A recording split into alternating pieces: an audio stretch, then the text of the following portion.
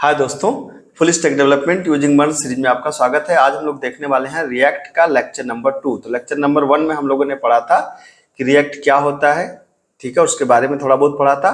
और आज हम लोग बनाने वाले हैं रिएक्ट का पहला ऐप। तो चलिए आ जाइए मेरे साथ। और हाँ, अगर आपको मेरे चैनल का कंटेंट पसंद आ रहा हो तो प्लीज इसको लाइक शेयर एंड सब्सक्राइब करें so that we can improve the quality of the lectures as well. ठीक है, तो आइए स्टार्ट करते हैं। तो हमने क्या किया कि सबसे पहले हमने कहा npm इंस्टॉल। आपको पता ही है कि क्रिएट रिएक्ट ऐप नाम का एक पैकेज है, जिस पैकेज को हम npm से इंस्टॉल करेंगे। npm का मतलब नोड पैकेट मैनेजर, आपको पता ही है। तो हम लोग क्रिएट रिएक्ट ऐप नाम का एक मॉड्यूल है, एक पैकेज है जिसको हमें इंस्टॉल करना है। एक बार जब वो पैकेज इंस्टॉल्ड हो जाएगा, अच्छा इसको ग्लोबली इंस्टॉल करिएगा कि हर प्रोजेक्ट के अंदर लोकल नहीं बल्कि इसको ग्लोबली इंस्टॉल करिएगा। उसके बाद क्या करना होता है, क्रिएट रिएक्ट ऐप, और फिर ऐप का नाम दे करके आप बना सकते हैं रिएक्ट के ऐप को। दूसरा क्या तरीका है, दूसरा तरीका ये है कि हम npx चला सकते हैं। तो नोड पैकेज मैनेजर था ये है नोड पैकेज एग्जीक्यूटर। तो ये क्या करता है, क्रिएट रिएक्ट ऐप, ये सीधा रिएक्ट की वेबसाइट से सीधा रिएक्ट आपको बना देगा। ठीक है, मतलब ये सीधा ऑनलाइन ही रिएक्ट आपको बना देगा, आपको लिए ये मॉड्यूल इंस्टॉल करने की जरूरत नहीं है। तो अगर आप अपने सिस्टम में इंस्टॉल करके रिएक्ट ऐप बनाना हो तो आप ये कर लीजिए, अगर सीधा बनाना हो तो आप npx इस्तेमाल कर लीजिए। npx से एक फायदा होता है कि npx हमेशा लेटेस्ट वर्जन का बनाता है। जैसे मान लीजिए किसी पुराने वर्जन का रिएक्ट आपने इंस्टॉल कर लिया, तो जब आप इस कमांड को चलाएंगे तो ये क्या करेगा कि पुराने वर्जन का रिएक्ट बनाएगा। लेकिन अगर आप npx चलाएंगे तो हमेशा नए वर्जन को ऑनलाइन उठाएगा और फिर उस नए वर्जन का रिएक्ट एप्लीकेशन तैयार करेगा। तो आइए स्टार्ट करते हैं।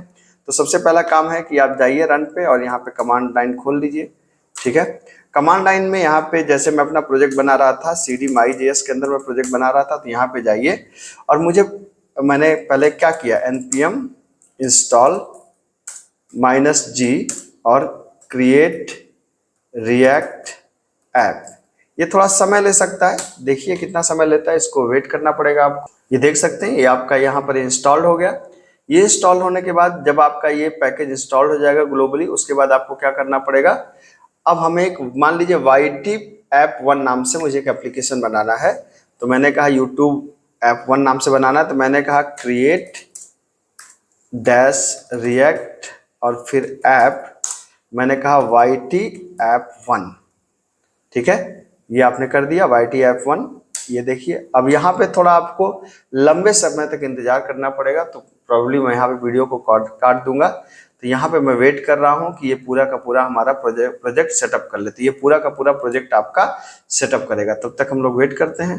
तो काफी वक्त लगा इस प्रोसेस में, मैंने उस वीडियो को, इस पार्ट को कट कर दिया है। आप देख सकते हैं कि लगभग 1458 पैकेजेज और 241 पैकेजेस, मतलब लगभग 1458 पैकेजेस इसने इंस्टॉल किया और काफ़ी चीज़ें इसने इंस्टॉल किया। और उन चीज़ों को, चूंकि ये काफ़ी वक्त लेता है इसको करने में, तो मैंने उन चीज़ों को कट कर दिया है वीडियो से। ठीक है। तो अब आप देख सकते हैं कि यहाँ पर ये हमारा इंस्टॉल हो गया, हमारा रिएक्ट ऐप बन गया। तो आपको पता है कि याद रखना पड़ेगा कि मैंने रिएक्ट ऐप का नाम क्या दिया था, मैंने नाम दिया था YT ऐप 1। ठीक है, तो अब आपको करना क्या है, अब आपको यहाँ पे लिखना है cd YT ऐप 1 और फिर यहाँ पे आप करिए कोड डॉट। ठीक है, तो यहाँ पे जब आप कोड डॉट करेंगे तो आपको पता है कि विजुअल स्टूडियो कोड खुल जाएगा और आपको यहाँ पर समझ में आ जाएगा, क्योंकि रिएक्ट ने, आप देख सकते हैं कि रिएक्ट ने इतना ढेर सारी चीज़ों को इंस्टॉल किया है। आप SRC के अंदर देखिए तो बहुत ढेर सारी चीज़ें ये अपने आप SRC के अंदर, पब्लिक के अंदर, ये सारी चीज़ें अपने आप बनी हैं, ये हम लोगों ने कुछ किया नहीं। यही वजह है कि इसने काफ़ी वक्त दिया चीज़ों को इंस्टॉल करने में। आपको पता है पैकेज.json फाइल, ये मैंने ऑलरेडी आपको मर्ज में बता रखा है। और ये जो नोड मॉड्यूल्स हैं ये सारे यहाँ पे ऑलरेडी अवेलेबल हैं। तो अभी ज़्यादा परेशान होने की ज़रूरत नहीं है, बस दो फाइलों पे हमें ध्यान रखना है। पहली फाइल index.js और दूसरा app.js। ठीक है, ये दो मोस्ट इंपॉर्टेंट फाइल्स हैं यहाँ की। अभी यहाँ पे आप देखें, सिंपल इसको आप चाहें तो ओपन कर सकते हैं, बिल्कुल सही बात है। इसको ओपन करके कुछ नहीं करना, बस आप इसको देखिए और app.js को भी ओपन कर लीजिए और यहाँ पर इसको आप देखिए। ठीक है, अब आपको करना क्या है कि अब जैसे इस रिएक्ट ऐप को मुझे अभी कुछ नहीं चेंज करना, अभी मुझे सिर्फ इस ऐप को रन करवाना है। तो मैं कैसे रन करवा सकता हूँ, मैं इस रिएक्ट ऐप को अगर रन करवाना चाहता हूँ तो बस Ctrl+J आप दबाइए, जिससे आपका टर्मिनल खुल जाए। और टर्मिनल खुलने के बाद आपको क्या करना है, जैसे इस ऐप को रन कराने के लिए आपको सिंपल एक छोटा सा काम करना है, और वो काम है npm start command. npm start, इस कमांड को आपको लिखना है। जैसे ही आप npm start कमांड लिखेंगे तो यहाँ पर रिएक्ट का ऐप आपका रन कर जाएगा। आप देख रहे हैं कि रिएक्ट का ऐप रन करना स्टार्ट कर रहा है। ठीक, अब ये पहली बार थोड़ा सा लोड होने में भी थोड़ा वक्त लेगा। आप देख सकते हैं यहाँ पर कि डेवलपमेंट सर्वर स्टार्ट हो गया, और डेवलपमेंट सर्वर स्टार्ट होने के बाद अब वो रिएक्ट की वेबसाइट आपके ब्राउजर पे लोड हो रही है। ठीक है, तो आप देख सकते हैं यहाँ पर कि रिएक्ट का पेज आपका लोड हो गया है।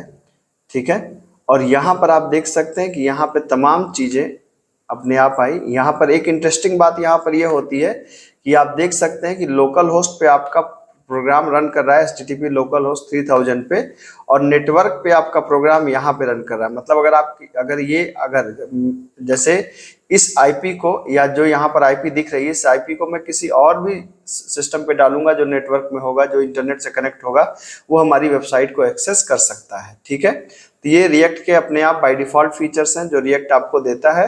मतलब कुल मिलाकर के क्या हुआ कि रिएक्ट ने आपको एक छोटा सा ऐप क्रिएट करके दे दिया, बहुत ढेर सारी चीजें बना दिया।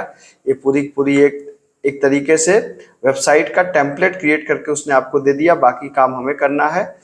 तो ये अभी मैं इसमें कोई चेंज करना नहीं बताऊंगा, चेंज करना हम लोग समझेंगे अगले लेक्चर में।